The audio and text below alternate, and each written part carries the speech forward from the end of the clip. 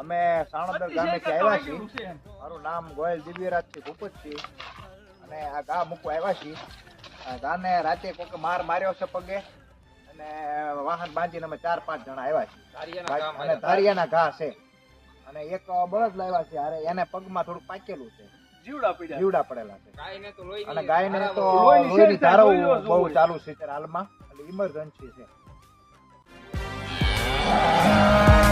गौ माता पर विपदा आई उसको आज बचाना है.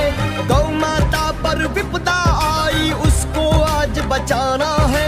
धर्म के रक्षक आगे आकर दूध का कर्ज चुकाना है. धर्म के रक्षक आगे आकर दूध का कर्ज चुकाना है.